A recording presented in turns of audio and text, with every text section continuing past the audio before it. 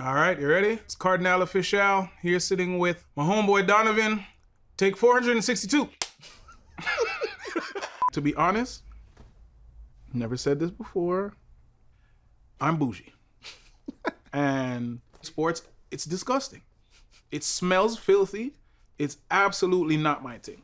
So it's like, first of all, shout out to my wife, gorgeous. But even sometimes, like, I don't even necessarily want her in the room, you know what I'm saying? Much less me in a room with a bunch of sweaty, disgusting dudes, like, it's not my thing. So music, there's a lot of elitist behavior. When it comes to music, it's more my speed. I'm just putting it out there. Young blood's got no sense of history. With fashion labels and brands, it's a unique revenue stream for the leagues to tap into the success that is hip hop. When you see that unfolding, you think what? I think it's incredible because I think for many people growing up in the neighborhoods and coming from the communities that we came from, it's like there was always some element of music when it came to sports, you know what I'm saying? Like when you think about it, if you go to like games at the Rucker or whatever, whether it was performances or just music playing in the background, or even just being in the locker room, you know what I'm saying? Like music is an integral part of sports because it gets people, you know, in the right frame of mind. Hit the Rolling Stone with the rollie on. Jag portfolio. And I think what we're seeing right now a lot within those boardrooms are the creative minds getting together and tapping into something that we've always done organically. It's always been a part of the culture, but what I love is that these guys, you're getting a lot more business savvy people from both sides, you know what I'm saying? So you have those people that have kind of understood the science of it and the magic of it, and they're marrying the two. So I don't want to age you, but my high school basketball team came out to Old Time Killing. Ah, sick. But now, a much more important basketball team, the Raptors, when they win, it's your anthem. Word. How did that come about, and how does that make you feel? Aye, where you from? Canada. Everybody on the left, everybody on the right, in the front and in the back. Let them know where you from. Rep it everywhere I go. I think it's dope. I think when we make the songs, a lot of times we have no idea how it's gonna impact people, impact cities, impact culture. You know, we're just trying to pull out something that we have that people are drawn to. And that's forever changing and evolving.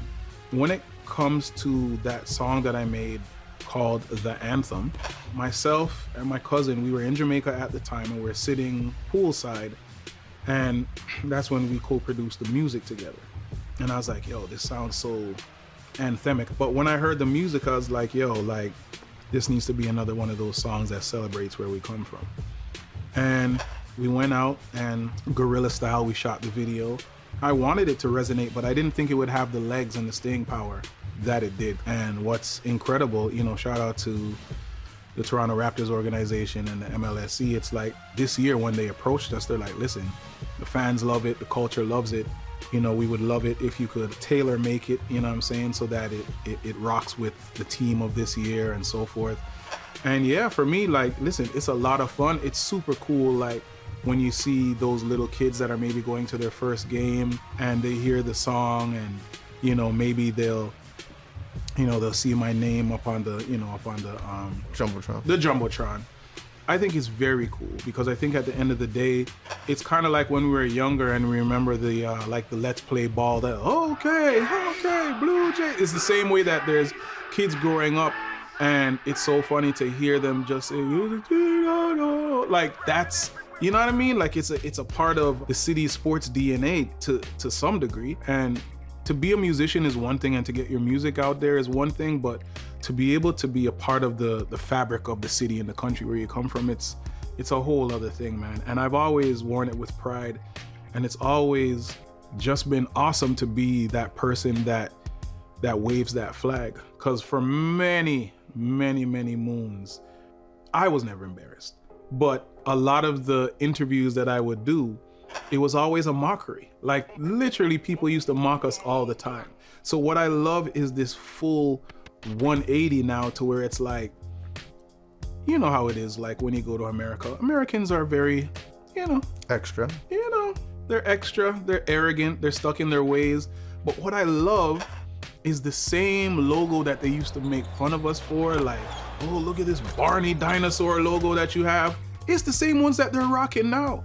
You know what I'm saying? People are looking at the throwback Raptors logos, and some of the most thuggiferous guys are wearing that same Barney logo, and I'm just like, quietly, you know what I mean? Just nodding my head like, don't worry, you think I don't see you, but I see you, and I hope my whole country sees you too. Lastly, so we do this to athletes all the time. It's the barbershop conversation where we say top 5 dead or alive. And so I'll ask you the basketball version of that. Give me your top 5 Raptors of all time. That's tough though. I'm gonna see if I can pull it off. This is good, bro. I've never been asked that before in all these years. Top 5, no order though.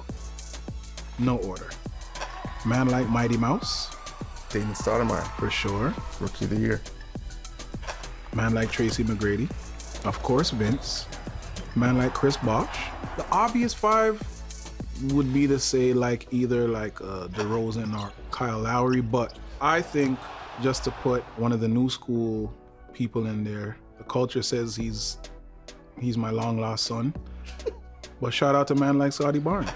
You know, his first year, just the way that he was thugging it out, you know what I'm saying, and like really killing it. And on top of that, just being somebody who's super cool off the court as well. And a shout out to man like Scotty B. There you have it. Cardi's top 5 Raptors. This is why you are the judge, because you are able to break it down when under pressure. Thank you, my brother. Nah, I appreciate it, yo.